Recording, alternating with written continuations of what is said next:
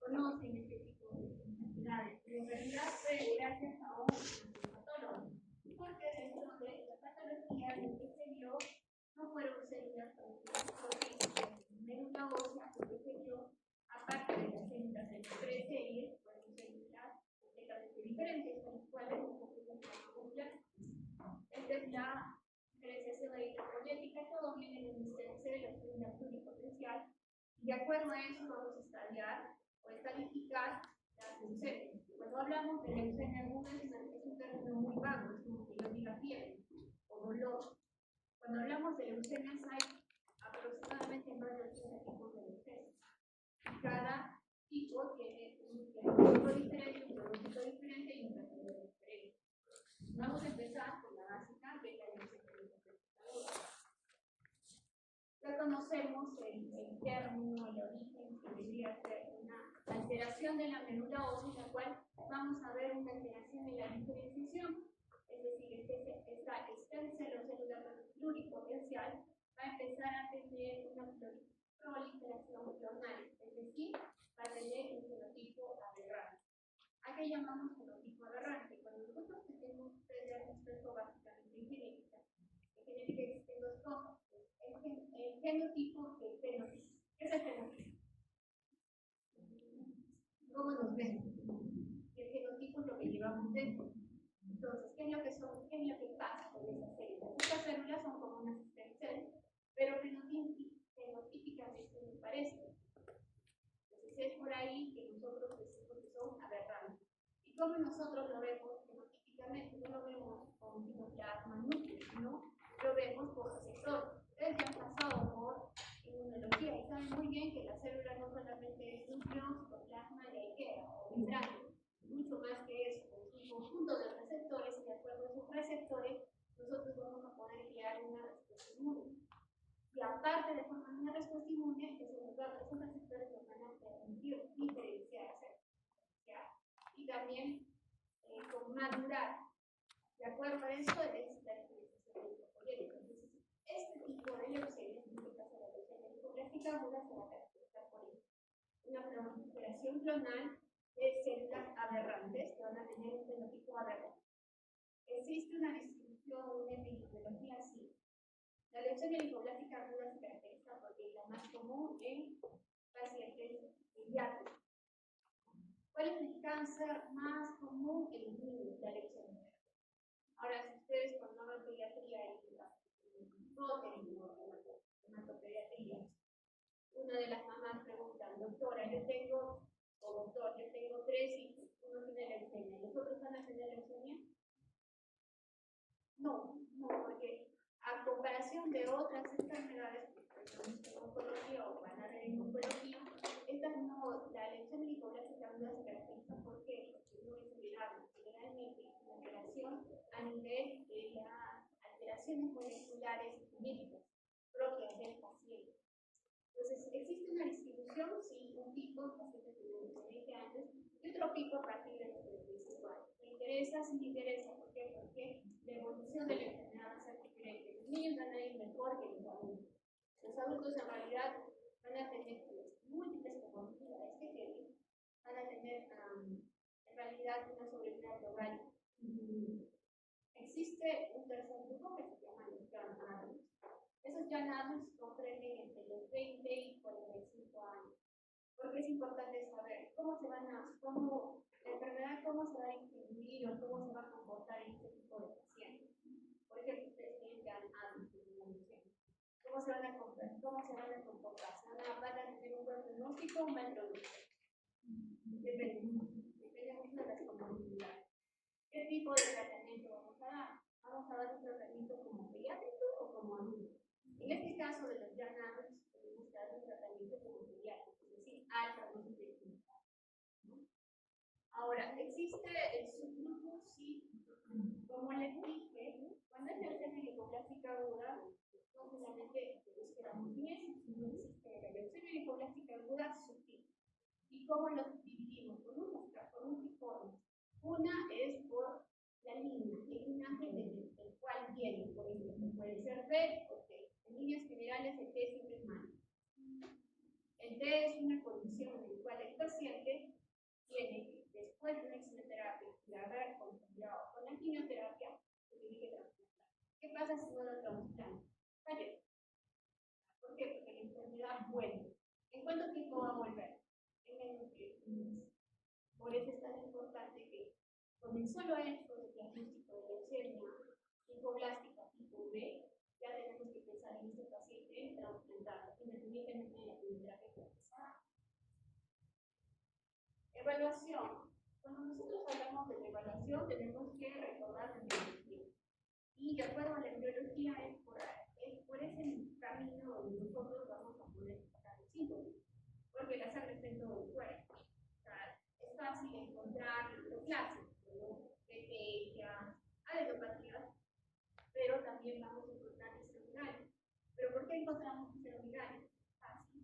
Porque antes, cuando nosotros estábamos en el estado embrionario, la hematopoiesis no era en el hueso, no era en el hígado y en el vaso. Es por ello que aparece una eritropoiesis extramedular.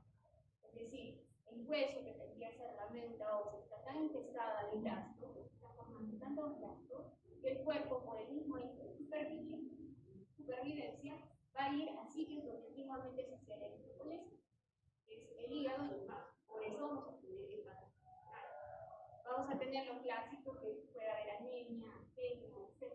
En realidad, la sintomatología de la leucemia es como la de la TBC. La TBC es la simuladora, igual a la leucemia. No te va a dar un diagnóstico específico. No van a esperar ustedes que un paciente con adenopatías, con esplenomegalia, con petequias y con sangrado. Por cualquiera sabe que es una leucemia. Van a ser muy solapadas, no van a tener síntomas.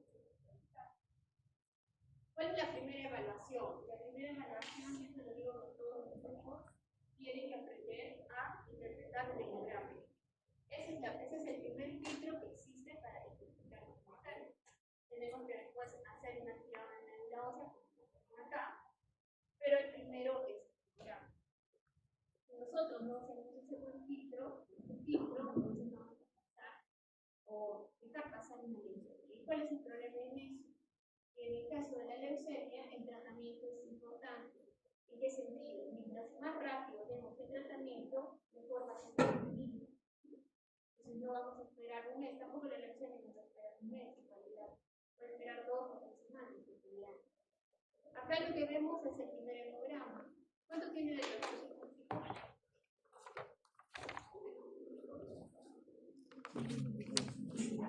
¿Cuánto? 56. ¿Está bien? ¿Cuánto es el valor normal? De 4.000 a 10.000. Muy bien, 4.000 a 10.000. Empieza con la leucocitosis. Vemos la hemoglobina. ¿Cómo está la hemoglobina y el PCM? Disminuido. ¿Es una anemia? ¿Ustedes tienen anemia? ¿Qué tipo de anemia? Normocítica, severa, grave. ¿Cuánto están las plaquetas? ¿Qué es lo que tiene? La ketopenia o trombocitopenia moderada. Y lo más importante, que hasta ahí el técnico sabe. Ya sabe, doctora, tiene anemia. Tenemos que saber diferenciar y interpretar la fórmula leucocitaria. La fórmula leucocitaria tiene que ser ante dominio de neutrófilos. El valor normal de los neutrófilos es porcentaje. ¿Cuánto? 40. Y luego le sigue la otra serie. ¿Cuánto tiene el porcentaje de neutrófilos este paciente? 3. No solamente ya vemos que hay una alteración de la fórmula leucocitaria, sino un predominio de qué? Linfocitos. Hay una linfocitosis. Eso es lo más grande. Linfocitosis. Puede tener, yo no veo que la hemoglobina esté tan baja. Las plaquetas no pueden utilizar el pero sí existe una linfocitosis. Hay dice en el hemograma. Entonces nos dicen que van a venir con blastos. El paciente no te va a dar, no va a venir con un hemograma y te dice, doctora, tengo blastos. No va a pasar. Entonces, ¿qué es lo que tenemos que hacer? Por eso hemos hecho psicología e histología. Todos ven. Una vez que nos entregan este hemograma tenemos que ir como médicos nosotros a ver en el laboratorio. En el laboratorio, ¿qué es lo que vemos? El diferencial. Y ahí dice blasto 85%.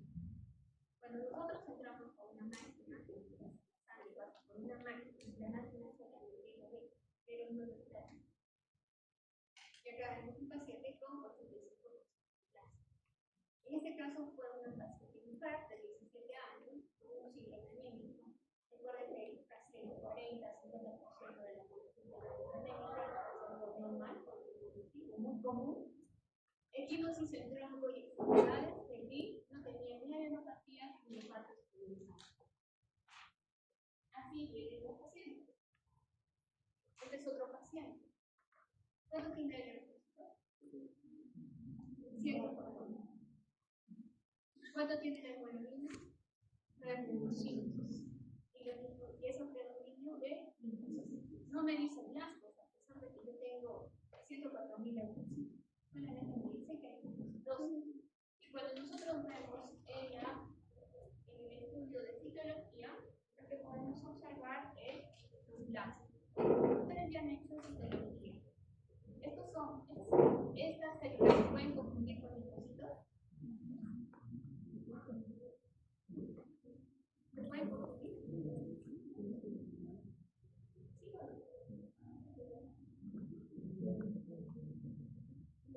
Sí se puede confundir con linfocitos.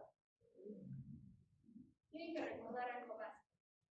El linfocito es menor que un linfocito.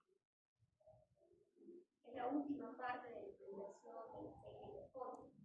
Y ustedes ya saben por teoría que el linfocito es menor a una T. El glóbulo rojo es de color, ustedes pueden observar el rojo. Esta célula es mucho mayor, casi el doble que un linfocito. Entonces, no puede ser. No es una célula blástica. Cuando hacemos la evaluación y hemos evaluado nuestro paciente y tiene células anormales en sangre periférica, y porque decimos anormales porque presentan características de inmaduración. Esa es la característica del inmaduración. Tenemos que hacer otros estudios, que es el estudio de médula ósea. Es el trabajo del estudio de médula ósea, completamente diferente. Médula ósea, ¿qué es lo que tenemos que ver? Todas las células y toda la serie eritroide y toda la serie linfoide. Entonces, cuando nosotros hacemos ese estudio y dentro de ese estudio vemos más del 20% de blastos, entonces damos el diagnóstico. Es una leucemia. El diagnóstico más de 20% de blastos. ¿Por qué ponemos ese punto mejor? ¿Por qué no podríamos poner 40, 50, 60, 85? Aparte porque es básicamente un consenso. Segundo, porque ¿qué pasa si tenemos una médula ósea con 1% de blastos? Dios no quiera y aparecen los familiares con blastos 11%. Entonces, ¿qué es? Hay un consenso. Cuando hay un paciente que tiene vistos de avance de menos de la cantidad de 20% de blastos, hay que descartar otra enfermedad.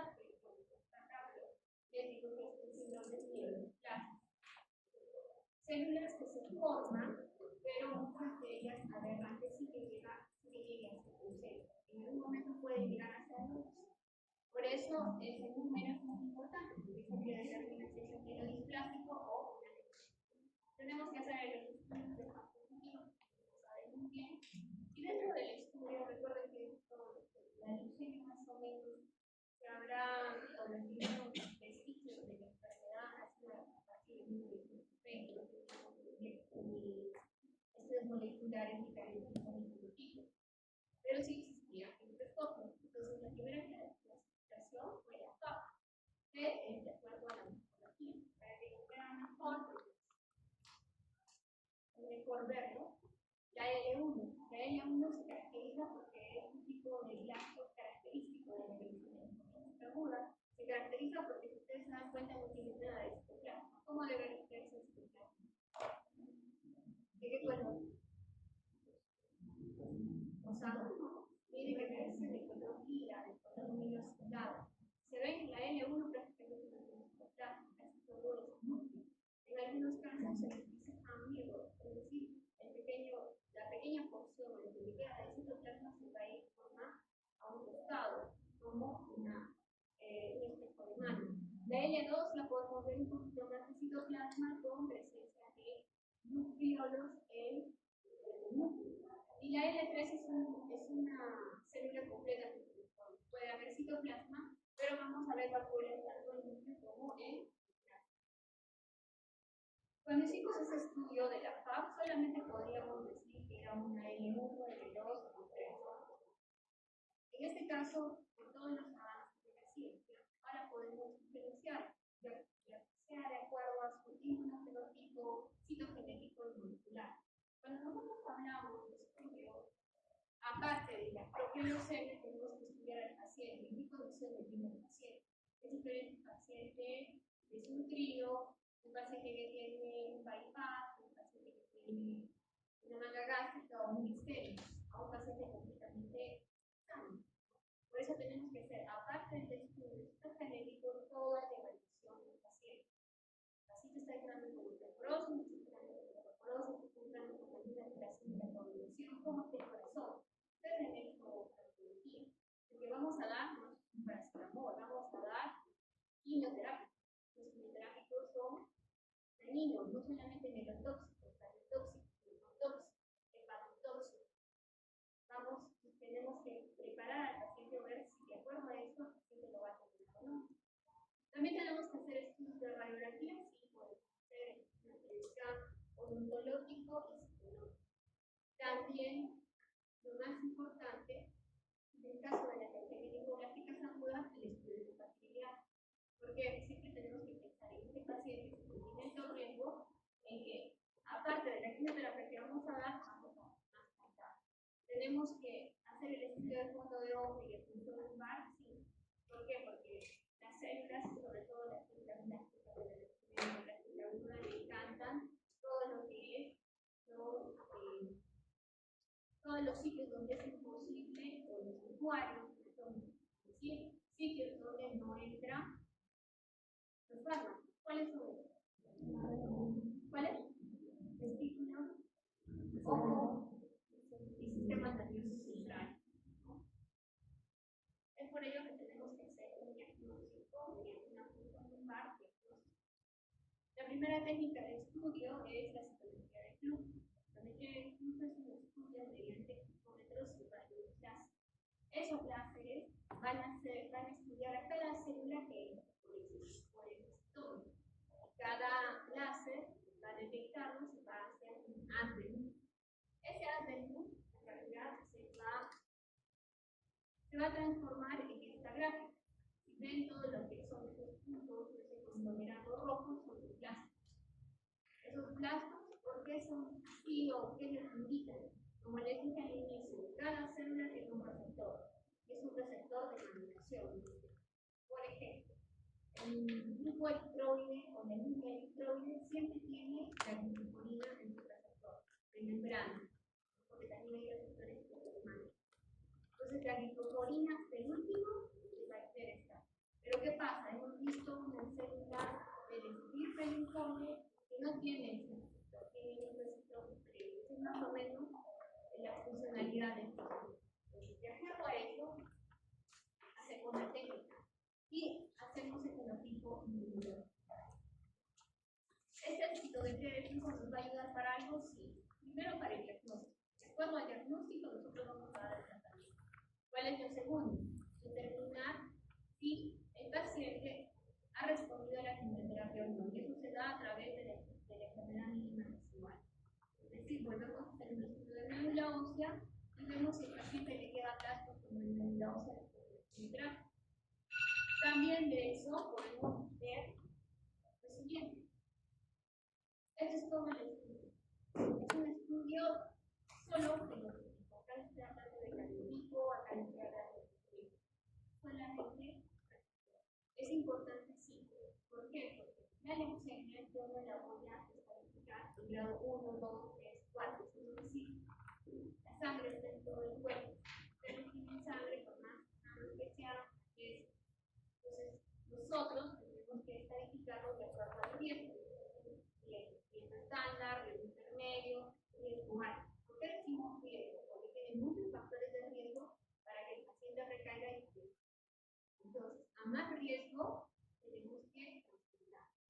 evitar que se formen las plagas. Acá tenemos el precursor T, recuerden que T de por sí ya es muy alto. Y también tenemos otra técnica de estudio, la ADN, que es completamente diferente. Entonces, ya saben muy bien el estudio genético. En este caso, el cariotipo me informa el número de cromosomas, si el cromosoma, pero en este caso, el estudio genético refleja que hay una hiperploidía, entonces el paciente tiene cáncer de volverse a mutar y que esté en alto riesgo. En cambio, el tipo diploide tiene alto riesgo de que cuando la ya tiene y la enfermedad. Este es un estudio de Fish. El estudio de Fish es completamente diferente, es una secuenciación del ADN en la cual existe alguna alteración. La translocación, la inserción, la deleción, etc.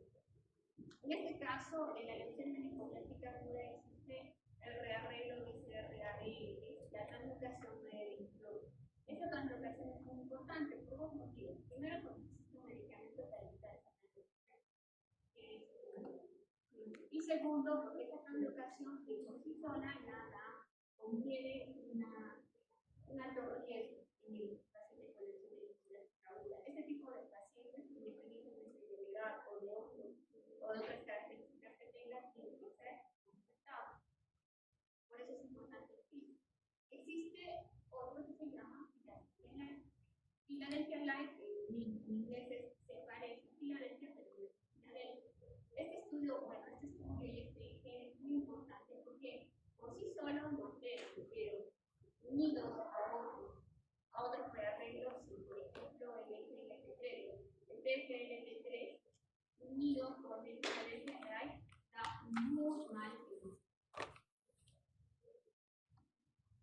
Y cuando nosotros hablamos, lo que les decía, existen riesgos, el riesgo citogenético, el rearreglo genético, el riesgo de acuerdo al linaje, etc.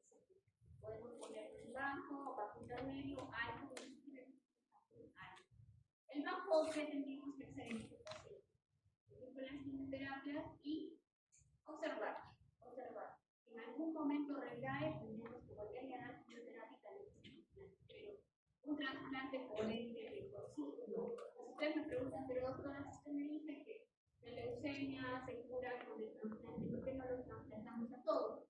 Es más fácil, ¿no? Así me evitaría estudiar todo eso. Pero tiene una razón. Porque cuando ustedes ven un tratamiento, tienen que ver todos los efectos colaterales. El trasplante en sí, por ejemplo, cuando no lo van a hacer, no es un juego. El trasplante es lo que lleva al paciente. Vamos a darle altas dosis de quimioterapia, altas dosis de radiación. Y después vamos a destruir su médula. Después de destruir la médula, vamos a dar una médula en un paciente que probablemente sea compatible o de la forma que vamos a tener cuidado de que no tenga citogranulina, porque en el momento de un tenga una infección, rezaremos los primeros 30 días para que prenda. Si es que prende, va a enfrentarse ese paciente a otras enfermedades. Ustedes no lo van a tener en un año que va a ser la enfermedad de Hepatocontrahueso. Eso nadie dice. Es la enfermedad de Hepatocontrahueso. Las células que han entrado en mí, que han crecido en mí, que son mías, pero bueno, se parecen a mis células anteriores, van a empezar a destruir todos mis órganos. Empezar el pulmón, empezar la piel, empezar el hígado. Si no es así, tengo ya la suerte de que no me dé una Hepatocontrahueso, lo que puede pasar es que me puedo infectar porque voy a necesitar sangre. Voy a necesitar un paquete, ¿cuál es el problema de dar enfermedades?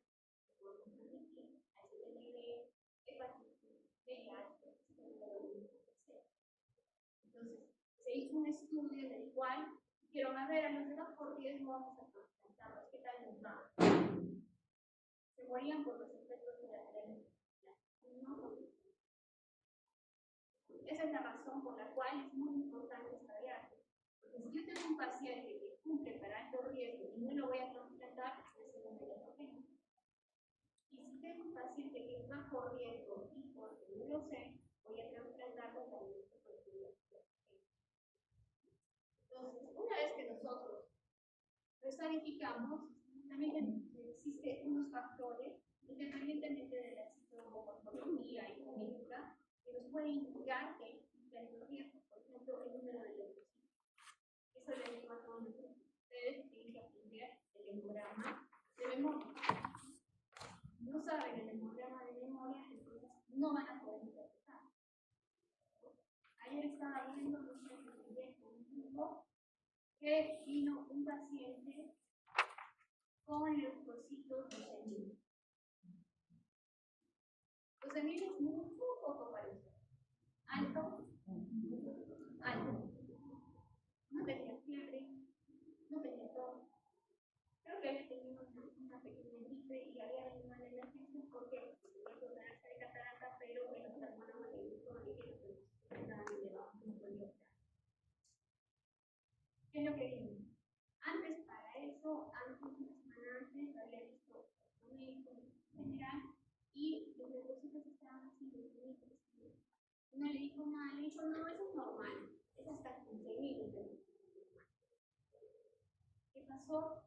Vimos, nadie vio la fórmula leucocitaria y tenía leucocitosis.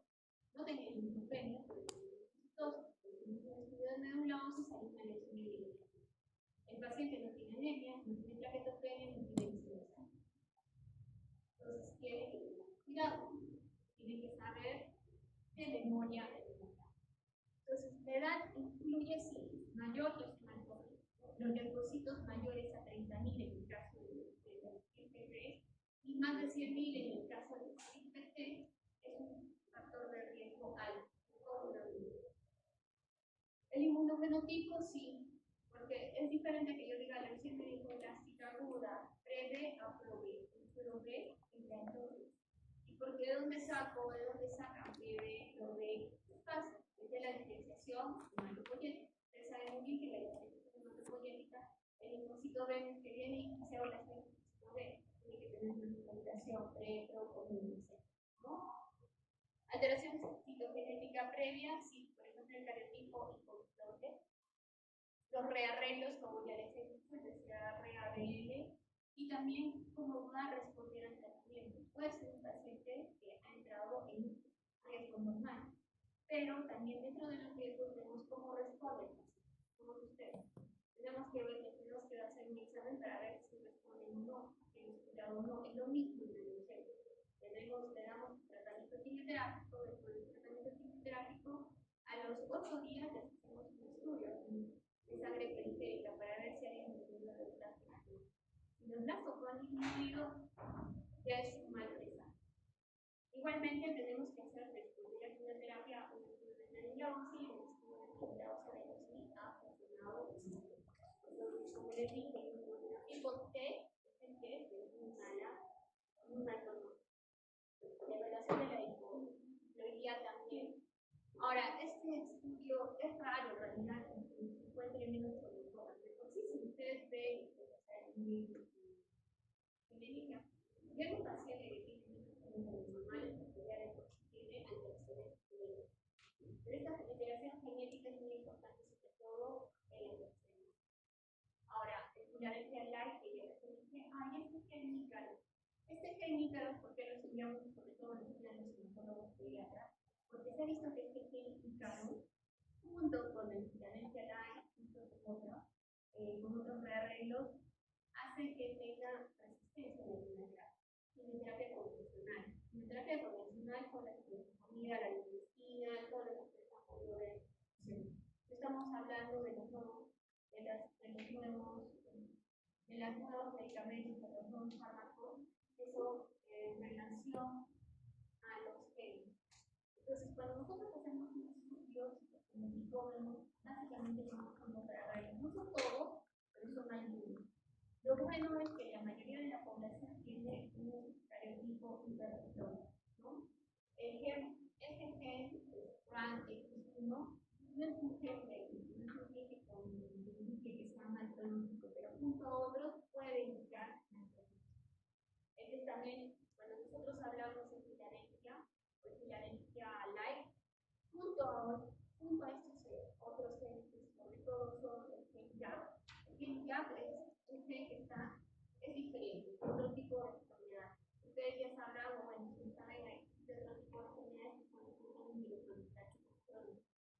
¿Qué significa? Un paciente que forma más plaquetas de lo normal, se llama más plaquetas o más hemoglobina de lo normal, policitemia vera, y más elevación de los leucocitos que la electrónica.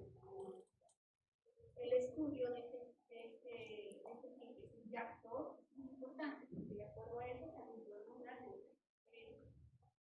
la respuesta no solamente la vamos a hacer con la citología de tipo, sino con el compromiso del sistema nervioso.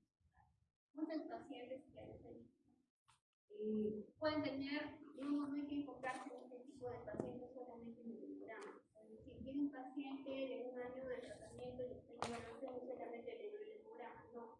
Recuerden que hay un compromiso en el sistema nervioso central. Muchos pacientes han venido con un hemograma normal y poder ver. Eso es la pérdida de la vista de 1 o 2 días. ¿Por qué? Porque tenía un compromiso extraangular. Es decir, el hemograma normal, pero los blastos decidieron quedarse en el sistema nervioso central.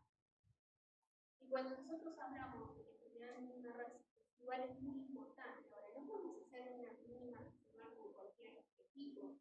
A nivel mundial, se podría decir, el equipo mínimo debe tener 7 colores.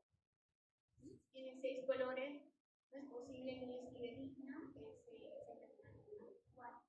Algunos también lo cuantifican mediante PCR o Next Generation Sequencing, que es un poco más específico, pero lo que tenemos acá es la citología. Y cuando nosotros hablamos de citología de flujo, es básicamente eso. Por ejemplo, cuando nosotros hablamos de 6 colores, es límite con la detección de la citomorfología. Es decir, 6 colores es lo mismo que tú ves con tus ojos en un microscopio. No hay mucha diferencia. Pero mientras más colores veas, porque va a ser más profunda el estudio, más profundo el estudio. Por eso, lo que nosotros tenemos es, o el objetivo de realidad del tratamiento de la enfermedad es llegar a una enfermedad mínima más negativa. Incluso hay un sistema profundo. Es decir, que con el estudio que nosotros hagamos, ya no podemos ver ningún plazo. El tratamiento existe, no hay la clase no puede pero lo que sí tienen que entender es que existen muchos tratamientos que de acuerdo al sitio donde nosotros vamos, de acuerdo al hospital donde cada uno esté. Hipercegat es un esquema que se utiliza mucho en Estados Unidos. En el caso de las leucemias linfoclásicas agudas, sobre todo en niños, existe otra que se llama, nosotros utilizamos de acuerdo al DNS, pero la idea es que después de cada tratamiento hacemos un estudio de una residual para ver qué ha funcionado. El compromiso del sistema nervioso central, podemos decir si algún paciente va a ser en un futuro algún compromiso del sistema nervioso central, sí. Sobre todo los que han debutado con LDH elevada, con leucocitos o hiperleucocitosis, los que ya hemos encontrado fortalezas de LIFE, o que tengamos un fenotipo maduro. Entonces, cuando nosotros hacemos el estudio de control o el estudio de líquidos cefalorraquídeo, que hacemos ¿es mejor la resonancia? No, en realidad el estándar es el líquido cefalorraquídeo. Ustedes ya saben, el valor normal del líquido cefalorraquídeo de las células que tienen que encontrar ustedes en un punto normal no tiene que ser más de 1%. Si nosotros tenemos más de 3%, 4%, significa que este paciente con infiltración del sistema nervioso central y tenemos que darle tratamiento. Como esta es una enfermedad, en la mayoría, casi el 80%, va a ser tratado por pediatras, por naturalmente pediatras, al inicio de realidad para ver qué tipo de tratamiento era favorecedor, lo que se hacía en los pacientes era radioterapia. Yo hablo de pacientes de 6 meses, de 2 años, de 5 años, 8 años. Antiguamente se les hacía radioterapia. Como ustedes ya han hecho radioterapia, ¿verdad? Bueno, cuando hagan radioterapia ya saben que existe un efecto colateral. A ver, ustedes sometan a un niño de 6 meses a radioterapia, lo que va a provocar sus efectos irreversibles, sobre todo a nivel psíquico. Tenía un retraso mental, y eso es irreversible. Claro, lo salvamos. Usted no puede decir, doctora, la ha salvado de la leucemia, pero ¿qué cosa? Entonces, es por ello que ya no se utiliza utiliza la función lumbar de darle una terapia intratecal directamente a él, para evitar este. Ahora, ¿existe otro tipo de compromiso? Sí, el compromiso testicular. El compromiso testicular no le va a dar muchos síntomas. Como son en niños, estos niños lo que van a presentar van a ser los testículos duros. Ustedes ya saben por anatomía que el testículo es movible, que el testículo es llano. En este caso se va a presentar como testículo duro. Entonces, en este caso, como va a ser un tipo de radioterapia localizada, ahí se le tiene que dar radioterapia. La clínica no te va a dar. No esperen que venga el bebé o el niño o el adulto que diga me duele, estoy hinchado. No, en realidad no va a dar. Por eso es muy importante que hagan el estudio del examen físico. El examen físico es el que les va a indicar. ¿Qué pueden hacer? Ustedes me pueden decir, doctora, puede hacer radiografía, ecografía, topografía, sí. Pero el primer indicio va a ser la señal. Cuando nosotros hablamos de leucemia mieloide aguda, es completamente diferente a la leucemia mieloide aguda. Son como el día y la noche. No pueden ser tan diferentes. ¿Por qué? Porque primero esta leucemia también va a ser de blastos, pero leucemia mieloide. Una serie completamente diferente. Cuando nosotros hablamos de leucemia linfocítica aguda, ya sabemos que son 6 G. Pero cuando es mieloide, ¿de cuántas células estamos hablando? 2, 3, 4, 5. Muchas. Son muchas las diferenciaciones y también los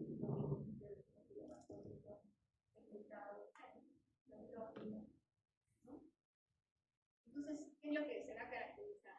Digamos que ustedes han aparecido muy grandes los rearreglos o las alteraciones genéticas de la leucemia, la mieloide es el índice. Y la característica de esta leucemia mieloide aguda es que cada quimioterapia va a haber más rearreglos y más rearreglos.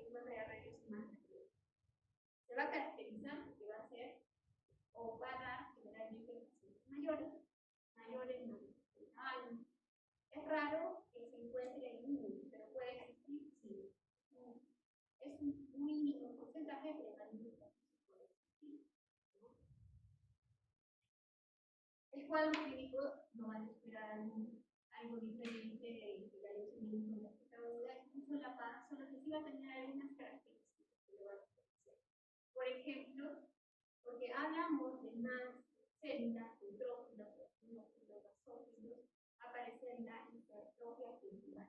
Acá lo que ven en este recuadro, bueno, en este slide, en esta figura, es un tejido de piel. Ustedes ya saben, están las fibras. Esos puntos negros no deberían existir, porque que yo sepa, aquí no son los blastos, ni nada de eso. Esos son células mieloides. Entonces se va a caracterizar por hipertrofia principal, infiltración en la piel y metástasis. Ahora, la leucemia mieloide aguda, en realidad, con el mismo tamaño y con la misma contextura que tiene, es muy difícil que entre el sistema nervioso central, a diferencia de la otra. Pero puede existir un caso, un 1%, 0.7%.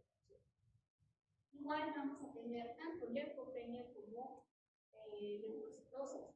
Acá vemos, en este caso, es una célula mieloide. Es diferente, porque cuando hablamos de células mieloides, y vamos a hacer el estudio de médula ósea, esta es la primera clasificación que existe.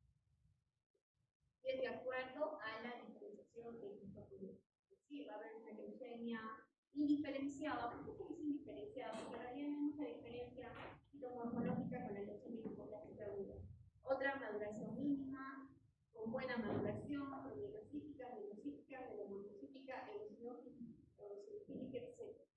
Todo de acuerdo a la diferenciación. ¿Nos van a dar estos síndromes? Sí, recuerden que no todos.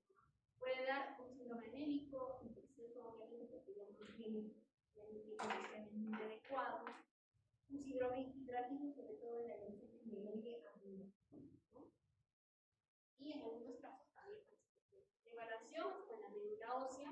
La característica es muy importante. ser mieloperoxidasa positiva, ¿no?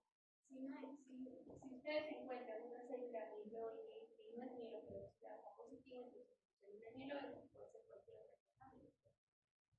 ¿Qué sabemos del hemograma? El hemograma tiene leucocitosis. ¿Tiene? Y ahí está con la hemoglobina. ¿Está baja? La plaqueta, no tanto, más o menos. Y la fórmula leucocitaria predominio de qué está? ¿Predominio de qué está? Monocitos artísticos.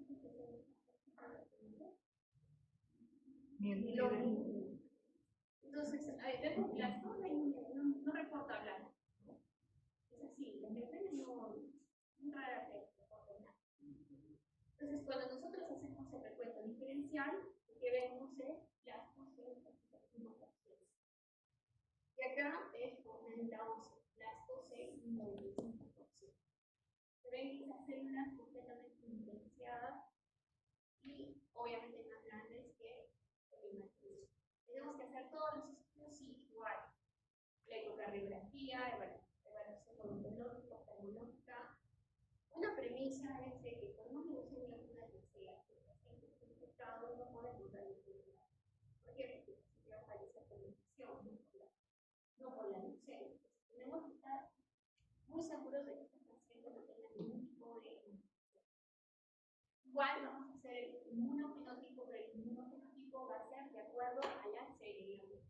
Cada célula, en este caso, la célula dendroide como la glucomonina la tiene, el precursor también, el mielomonocítico también, y eso va a ser, de acuerdo a eso, vamos a hacer el.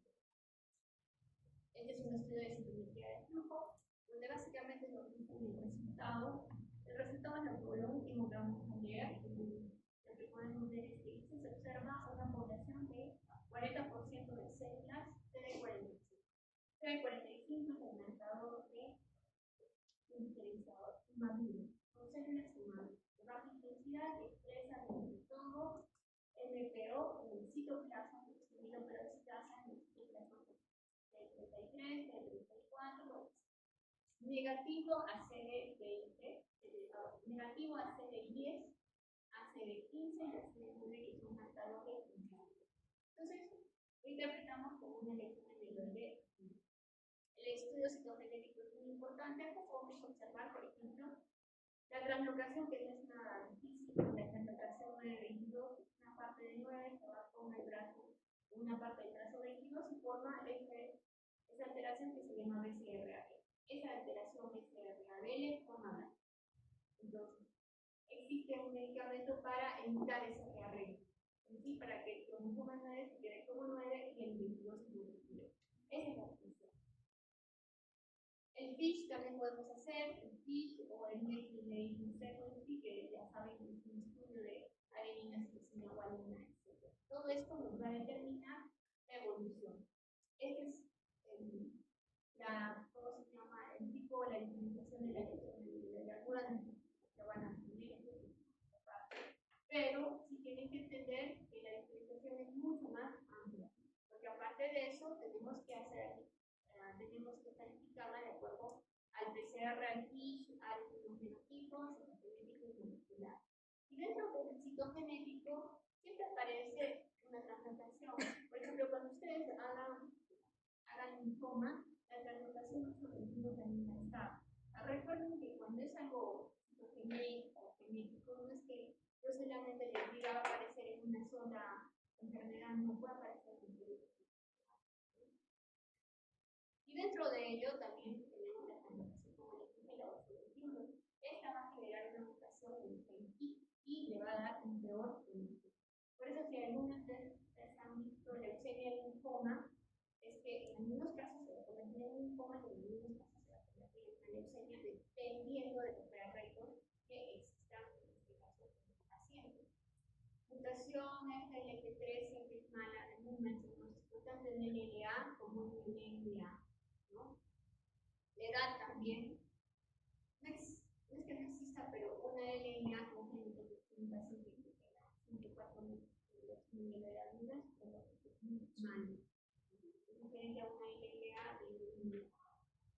También existe otros tipos de leucemias mieloides. Hasta ahora hemos hablado de leucemias de nuevo, es decir, que es un paciente normal, que está feliz, y de un momento a otro aparece un leucemia en sangre libre o en médula ósea. ¿Existe otro tipo de leucemia? Sí. Recuerden que en oncología, y esto lo saben por farmacología, van a ser, muchos de los quimioterapios van a ser quimiotóxicos. Y esa quimiotoxicidad va a producir alteraciones genéticas que le pueden derivar en una leucemia. En este caso puede haber leucemias mieloides agudas secundarias de quimioterápicos o asociados a síndrome mieloblástico o leucemia mieloide. Todo lo que son derivados o secundarios es muy mal. ¿Por qué? Porque este paciente ya ha sido atacado, ya tiene una anoxia, es un fármaco que ha recibido anteriormente, y de por sí el gen no es el mismo, el gen ha cambiado, el gen ha mutado, por eso es generalmente resistente a todo tipo de quimioterapia. Y cuando nosotros hablamos de que son los criterios, existen, como les dije al inicio, no existe un criterio, menos del 20% no es una leucemia, puede ser un leucemia. Ahora, existen anormalidades que pueden conferir más altos riesgos de todos estos, la pérdida de cromosomas 7 y también la delección celular. El tratamiento en general existe, bueno, se basa en un periodo de inducción y un periodo de consolidación. ¿Cómo lo inducimos? Es decir, con altas dosis de citarabina. Y para eso tenemos que ver cómo está el corazón. ¿Por qué? Porque si no tiene un buen corazón, ¿cómo yo determino si tiene un buen corazón o no? Con la fracción de eyección. Eso ya lo saben. Ustedes tienen que tener, o en este caso el paciente, tiene que tener mínimo más de 60% de fracción de eyección para yo poder dar una quimioterapia. ¿A este tipo de pacientes se les tiene que dar profilaxis en el sistema nervioso central? No, no es aleatorio, porque recuerden que este tipo de leucemia no, generalmente no ataca al sistema nervioso central. Ahora, cuando nosotros hablamos de leucemia mieloide aguda, hablamos de adultos de 60, 70, 80 años. Y de acuerdo a eso, tenemos que hacer, aparte de la valoración de todo el cuerpo, tenemos que hacer una valoración pediátrica. Esa es otra diferencia con el leucemia con la leucemia linfoclásica aguda. Si el paciente está apto, le podemos dar la quimioterapia a la dosis que son estándar. Pero si no es apto, no le podemos dar quimioterapia. Tenemos que darle otro tipo de quimioterapia que tolere.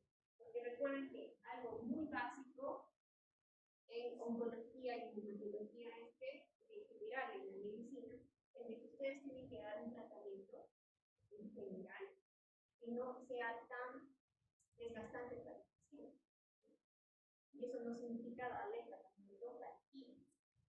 Existe una leucemia importante que deben conocer porque es considerada una emergencia hematológica.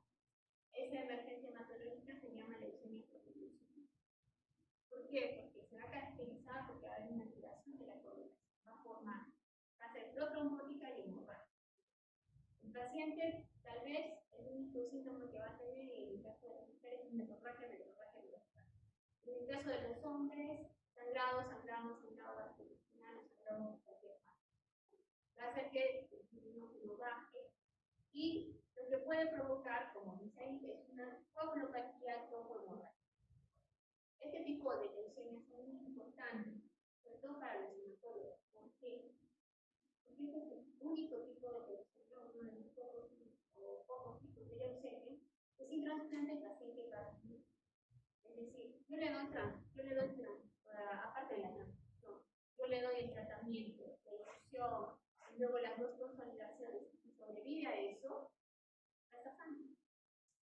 ¿Y eso cuánto tiempo demora aproximadamente? Un año. Por eso es una emergencia. Tenemos un paciente, o sospechamos un paciente con una leucemia, que sale linfocitosis, o bueno, claro, linfocitosis, o aparición de monocitos, etc.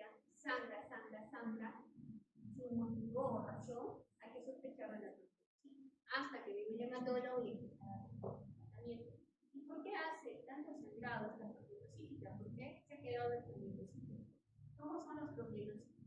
Los propielocitos tienen gránulos, estos gránulos generalmente son célula. La citotoxicidad, reacción de inflamación, etc.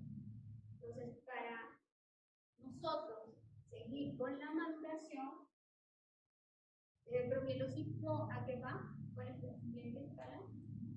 Mielocitos. Entonces tenemos que llegar a madurar, porque esto lo hacemos con un inhibidor de la vitamina A. Ahora, existe otro tipo de leucemia que es el linaje ambiguo. Hay leucemias que tienen tanto un componente linfoide como un componente mieloide. Son un poquito más difíciles de tratar. ¿Por qué? Porque de acuerdo a la característica más específica que tenga, es como la vamos a tratar, como mieloide o como linfoide. Solamente representa entre 2 o 4% de todas las leucemias, pero de por sí, por ser una leucemia de linaje ambiguo, tiene indicación de trasplante. Estas son las leucemias de linaje ambiguo. Y bueno, este es un repaso de lo que tienen que saber. El tratamiento, como les dije, el tratamiento es alta dosis de citarabina. Hay un grupo de riesgos citogenéticos, ¿sí? Como los que he indicado. Cuando es un buen pronóstico, es decir, cuando tiene un riesgo estándar, no es un buen tratamiento que incluye terapia, los pacientes pueden seguir su vida normal, que es el paciente de alto riesgo. Ahora, cuando nosotros hablamos de la leucemia mieloide crónica, no pertenece al grupo de síndrome linfoproliferativos, es diferente a la LLA y a la LMA. Este es como que un árbol diferente. La leucemia mieloide crónica pertenece al síndrome mieloproliferativo crónico. ¿Cómo se va a caracterizar? Esta no es una leucemia rápida, es una leucemia que tarda. Es una leucemia que puede tardar 6, 7 meses en un lograr secuelas. Por eso es crónica. Entonces, ¿qué es lo que se va a caracterizar? Es una leucemia que generalmente da adultos alrededor de los 50, 60 años, y se va a caracterizar precisamente por eso, por la translocación del cromosoma 922. Ese 922, esa translocación 922, va a hacer que se exprese en función llamado BCR-ABL, y va a formar más leucocitos. Ojo, no son leucocitos como blásticos, no son leucocitos normales, ¿no? Solo que tienen esa mutación. Existen 3 tipos o 3 etapas en realidad: la fase crónica, la fase acelerada y la fase blástica. El 80-90% de estos pacientes se quedan en fase crónica. Y la idea es que se queden en fase crónica. ¿Se curan? No. Es como una hipertensión, es como una diabetes. ¿Puede vivir el paciente puede vivir toda la vida con leucemia mieloide crónica y no morir de eso? Sí. Es un paciente que tenía 95 años. No va a morir de la leucemia, va a morir de otra cosa, pero no de leucemia. Entonces, dentro de la definición vemos cuál es la fase crónica y la fase viral. Siempre el punto de corte es 20%. Fases plásticas, cuando tiene plasma más del 20%, se va a convertir en una leucemia mieloide crónica.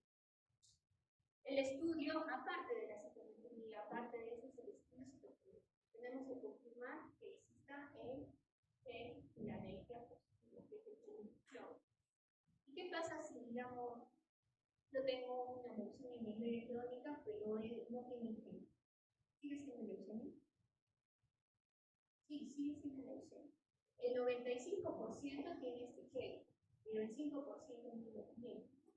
Me importa, sí me importa, porque si tiene este gen, que es el Philadelphia, le puedo dar un medicamento especial.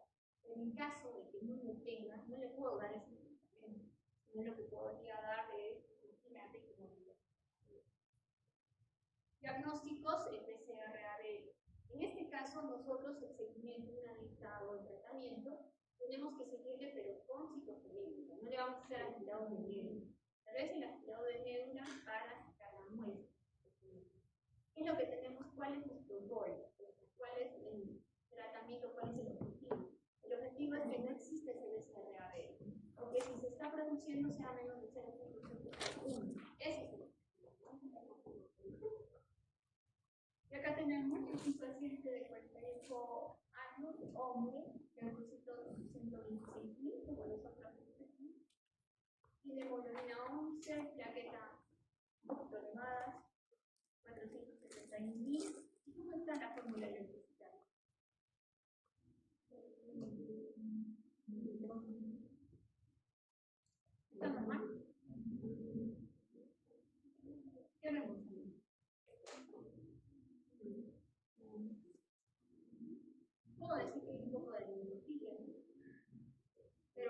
dominio de linfocitos monocitos.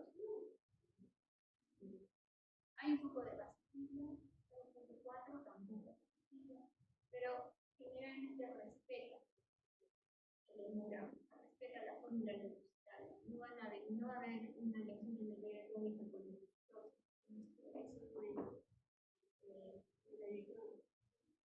El tratamiento con los inhibidores de glucosinquinasa, como el cinematinic, hay respuestas. De acuerdo a la respuesta, se pueden utilizar otros como la tratamiento.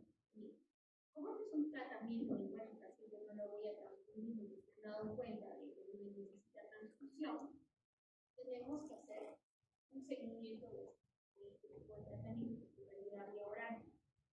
Y para eso tenemos que tener dos cosas en cuenta. Uno es que el paciente lo tolere y otro que lo tome. Porque si el paciente no toma la medicación, lamentablemente en 2 o 3 años va a terminar en leucemia aguda.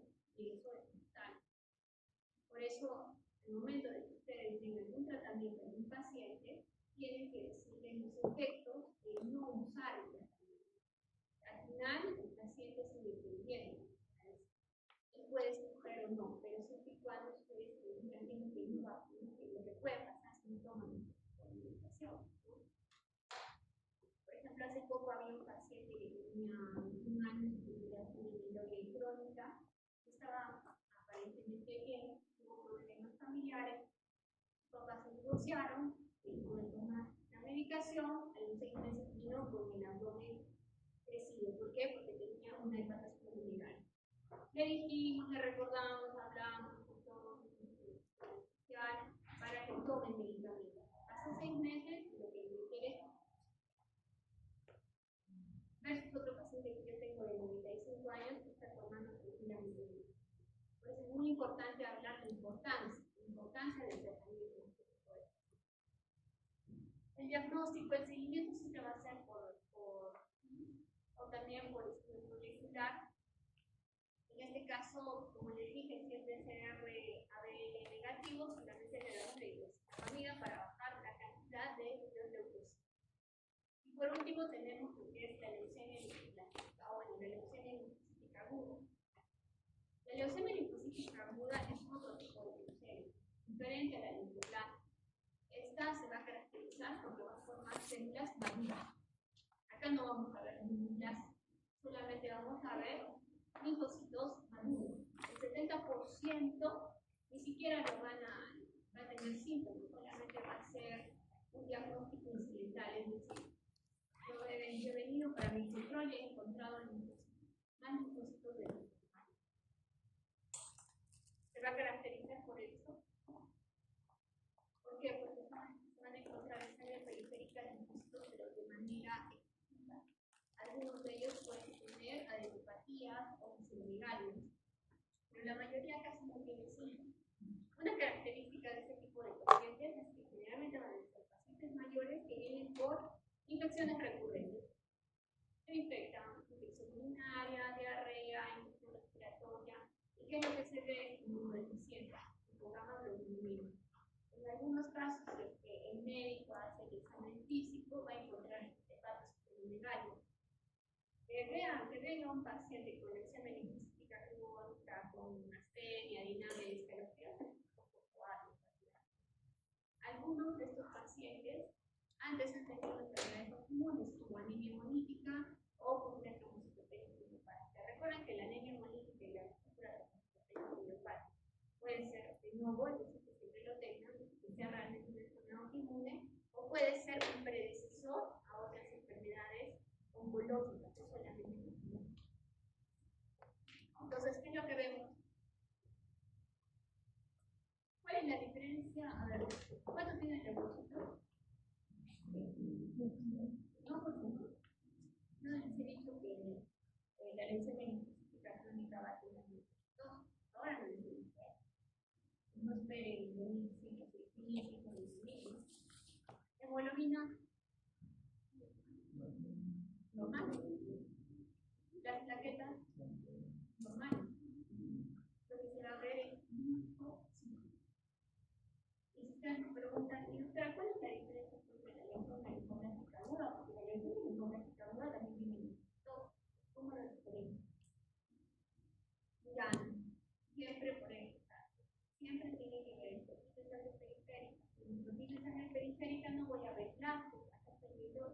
linfocitos.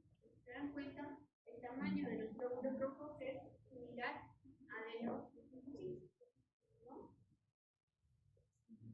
Epidemiología generalmente es más hombre, porque nace en hombres, la edad de diagnóstico es alrededor de los 70 años.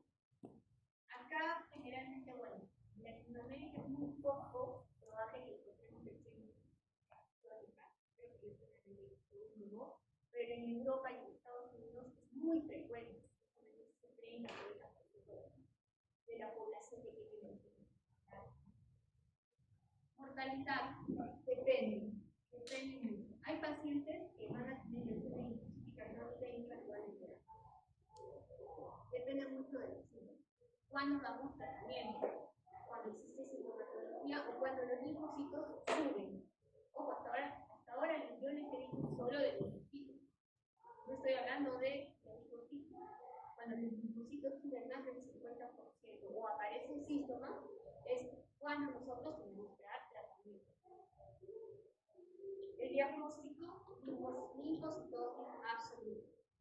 ¿Sí? Ustedes tienen que buscar como regla de 3 los linfocitos. Existe la citometría de glucosa, es característica. Los linfocitos tienen que ser beclinales, no teclonales, que deben expresar CD19, CD20. CD20 siempre es un marcador de célula B. CD5 y ausencia de FMC. Existen muchos criterios para calificarlo. El criterio de Matute, que es otra también, de 3000 puede haber, y a predominio de lo que vemos ahí. Eso es característico de la leucemia linfocítica crónica, que es la sombra de un. ¿Se dan cuenta de esa cosa rosada? Podría ser esa manchita rosada, son las sombras de un. Eso es característico de la leucemia linfocítica crónica. Este es el marcador, ese es el score que utilizamos, el score de Matute. El pronóstico depende mucho. Como la mayoría casi es asintomática, dependiendo en qué estadio la encontremos, puede tener mal o buen pronóstico. ¿De qué van a fallecer estos pacientes? O infecciones. ¿Por qué? La cantidad de inmunoglobulina en este tipo de pacientes va a caer. Entonces van a tener infecciones resistentes. Esta indicación podemos utilizar el tema médico, raíz, por ejemplo. ¿Y cuál es el problema de esta leucemia? Que hasta ahora, como les he dicho, como que no tiene mucho problema, ¿no? Solamente con la linfocitosis, no va a dar anemia, no va a dar plaquetopenia, puede dar infecciones a repetición, nada más. El gran problema es la infección. Una vez que se transforma, se va a llamar el síndrome de Rett. Ese síndrome se va a caracterizar porque la leucemia linfocítica crónica se va a convertir a un linfoma de células B incluso agresivo. Y incluso agresivo, el linfoma agresivo es agresivo. Por eso hay que tener cuidado con este tipo de leucemia. ¿Cómo pueden determinarse? ¿Cómo puede aparecer? Por ejemplo, un paciente más o menos de 69 años que vive con astenia, anemia y me dice hemolisis. O todos. ¿Qué es lo primero que piensa? Astenia, anemia, baja de peso.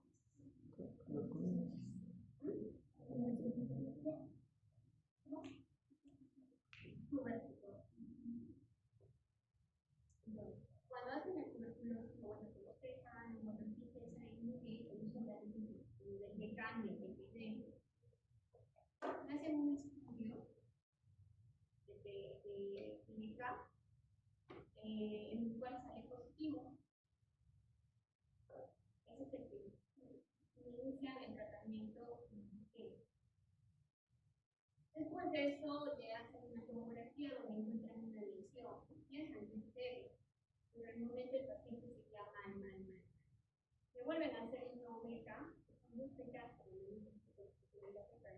de la tele, y encuentran que sale negativo. Entonces piensan, no, eso es porque ya hemos dado la sí, no, me había pasado una semana. Entonces, ¿qué hacemos? Nos llaman, nos dicen y vemos que el paciente tenía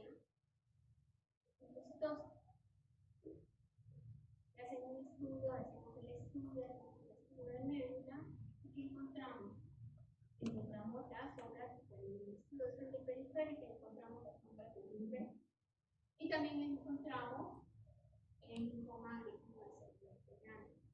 ¿Qué había sido? Había sido una leucemia linfocítica crónica, que nadie se había dado cuenta, porque años pasados el paciente se hacía hemograma.